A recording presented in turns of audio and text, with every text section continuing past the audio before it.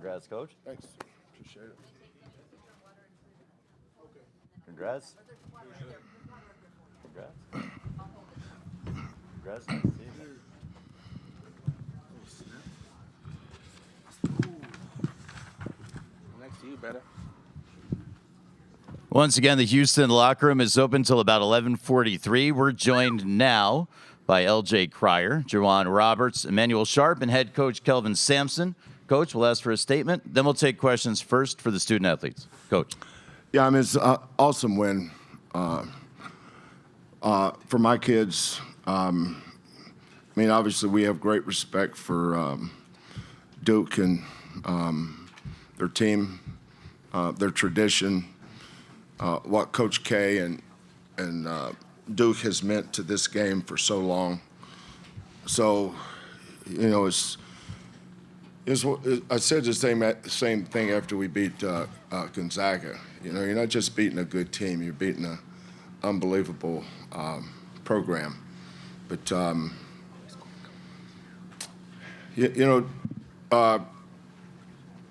knew that Duke's defense was going to give us some problems because of their length. We spent a lot of time matchup hunting in the second half, trying to get the right matchup. The guy, by the way, that's a down and back for the old ball coach. I would not put up with that. I can't believe I have that in my pocket. Sorry about that. Okay, Coach. When they got up to 14, you know, that's where we had a couple things go right for us. Emmanuel hit a three. We got an offensive rebound. They missed a couple tough ones. But, you know, we held them to 37% the second half. You know, and we held that team to 67 points. So that was a tempo we could live with. We could not win this game in the 80s. We couldn't score 80. But I felt like we could win the game in the high 60s or low 70s. I felt that way going in.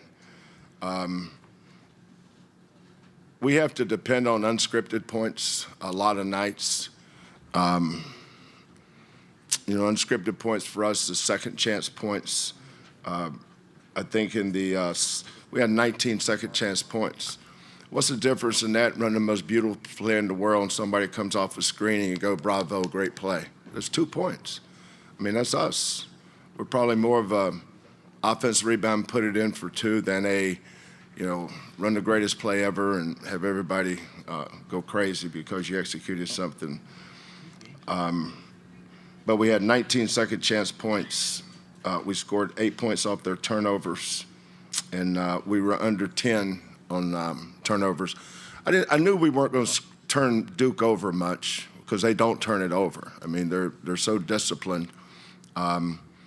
Flag got 27. Canepa made some shots, but we were really focused on those other guys. We did a great job of not allowing Proctor to turn the corner and get into paint off pin downs. He's so good at that. We stayed down on every shot fake that he had. He shot face and gets in the paint. When we ran at him, we stayed down on shot fakes. When he would come off a pin down, the guy guarding the ball would jump to the ball and make him pass it. So we did a great job on all the other guys. Canepa, you know, he made some tough threes. Cooper flag, but Cooper was not going to beat us by himself. And I felt like if we could just hang in there, even when we were down 14, I think these guys will tell you what I was talking about in the huddle, was just hang in there. And I thought if we get it down to single digits, get it down to around 5. JoJo had the just boneheaded play. You know, he was so apologetic, almost in tears, I couldn't even get on him. He knew what he did wrong. That's one of those dudes, just leave him alone. He'll learn from that.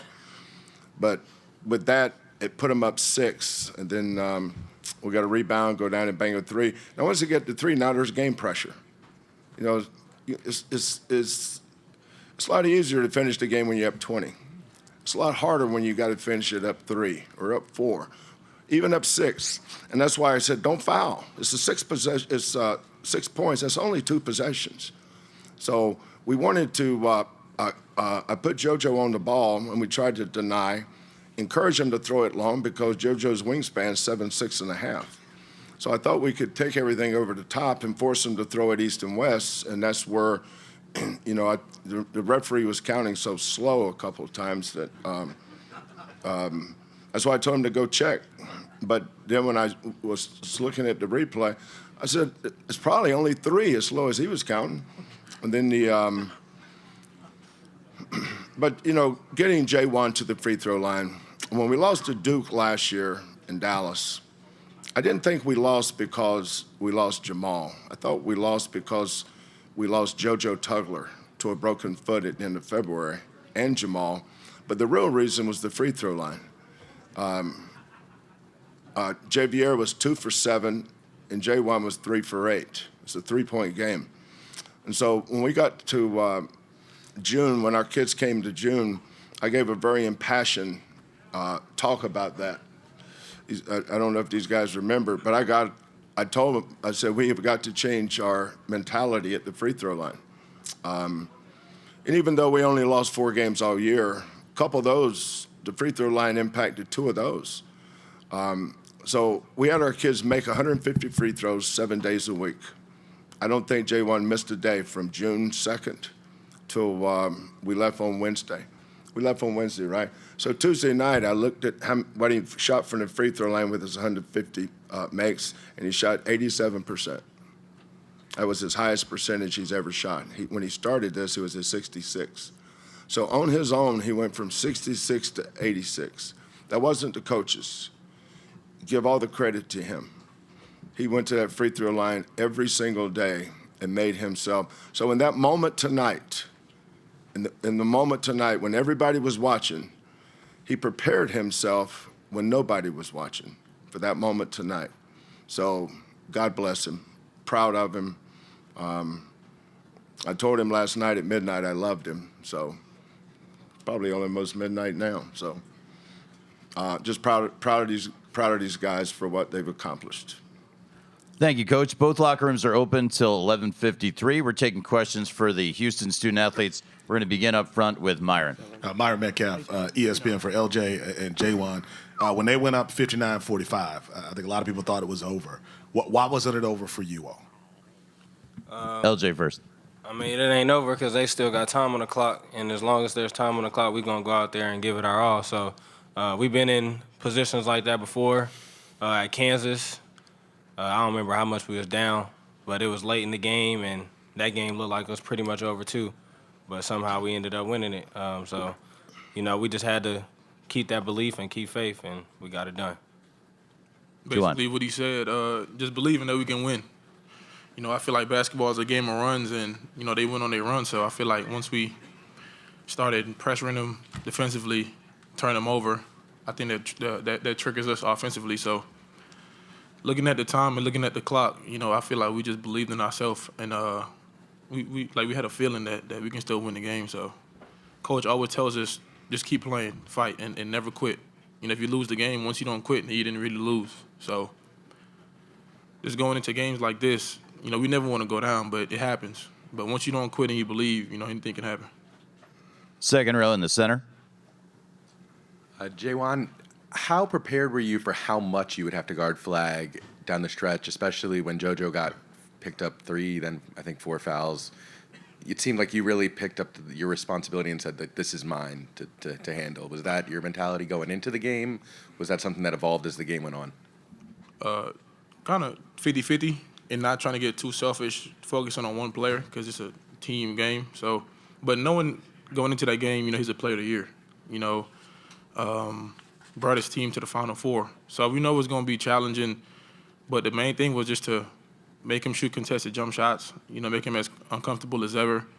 But I feel like it was a team effort because I guarded him, Emmanuel did, LJ did, JoJo did. I think it was all a team effort to make him uncomfortable and just trying to slow him down. On the left side. Take the microphone. Oh, I'm sorry. Kevin Howell, TAN TV. J1, this is for you. Yesterday you shared one of the biggest things you'll take from Coach Sampson was never to have a fear of failure. Going from 3-8 in the last game of last year, how excited were you to step towards the free throw line to put your team ahead? To tell you the honest truth, going up to the free throw line, I wasn't really nervous at all, just because of the work that I put in and just believing in it and trusting myself. And I try not to get sidetracked by how big the stage is or the crowd getting into it. I just try to trust myself, focus on my routine, and trust my work. Like Coach said, I shoot 150 every night, so I don't treat those 2 free throws any different than if I'm in there by myself. So just stepping up to the line, just believing in myself and just trusting my work. Second row in the center. Yeah, Mark James, KJR, Seattle. It's for all you guys. All week long here, I heard about Duke, Auburn, Florida, and nobody was talking about Houston. Was that extra motivation for you guys? Did you guys feel just a sort of a level of disrespect that nobody was really giving you the credit you deserve? Start with LJ, then Juwan, then Emmanuel. Nah, I mean, I don't really pay attention to what other people say, honestly. I've been doing this whole year, I've been trying to stay off social media and stuff like that, so I really don't see those type of things. I try to just listen to Coach Sampson, and he believed we were the best team in the tournament, so that's the only person I listen to. I mean, everyone has an opinion. They can say what they want to say, but when you put 40 minutes on the clock and you put Houston against whoever, they're going to get our best shot. So we don't have to be mentioned in the greats or this and that. We'll take the underdog spot, and we'll just do what we do. Pretty much the same thing. The whole year we've been focusing on ourselves, not focus on outside talk, and we that's how we operate. We just keep what's in our circle, and try to keep a chip on our shoulder, and that's how we play. In the back row on the right side. Isaac Bourne, Mid-Major Madness. J1, you've been at Houston. You've been wearing that jersey for 5 years now. What has kept you coming back? And now, to this point, you've seen so many things happen, and now you get to finally play for the first national championship game. Family, that's number one. I call all these guys my brothers, and all these coaches too. They take us under their wing and they make sure we're good. And I feel like when you come across, a bunch of people that's genuine and love you for you, I feel like you want to keep those guys close to you as much as you can. So, if I could be here for another 3 years, I would. But eventually you got to come to an end. But I have a number of respect, for my coaches and players for even giving me an opportunity, to play at the University of Houston and just know what comes with this and the culture. I wouldn't trade this for anything else in the world. We want to thank LJ, Juwan, and Emmanuel. They're going to get up and head back toward the locker room, which is going to remain open until somewhere in the neighborhood of 11:44, 11:53. Depends on whose watch you're looking at right now. Thank you, guys. Thank you. First question for Coach Sampson is going to go to John Fanta. Let's see if we can get him the microphone. He is 4 seats off the aisle. There he is. John Fanta. Kelvin, to hear from your group that they are so locked in on everything, I know you've referenced culture all week long. A culture otherwise than the one you have does not win that basketball game. What can you say about this group's resolve and how much a moment like when you won at Allen Fieldhouse earlier this year you can recall in these moments? Well, we actually, I don't think we could play any worse, and we're down 6 at halftime. I mean, we had some. Our bench wasn't very good the first half, and that's something that we've been good at. I'm not going to call out who, but all 3 of those guys can play better. So instead of ranting and raving at halftime, I was probably more calm and positive because I thought that's what they needed. They know they played poorly, but we're only down 6, and we're not down 16.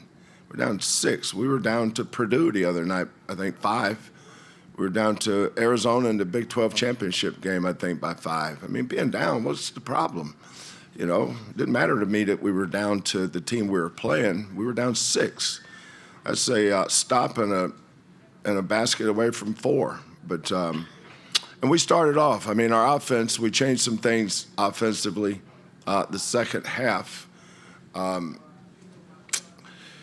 And then started scoring. The problem was we were stopping them. Their first shot wasn't beating us. It was their second shot. They kept tracking down offensive rebounds. That's what was hurting us.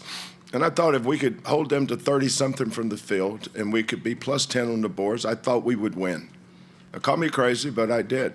You know, I think we're top 3 or 4 in the nation in field goal percentage defense, and we've always been a pretty good rebounding team. It took us a while to become who we are. But at some point, if you have a culture, your kids aren't, you know, quitting is not part of the deal. We're not going to quit. We're just going to play better.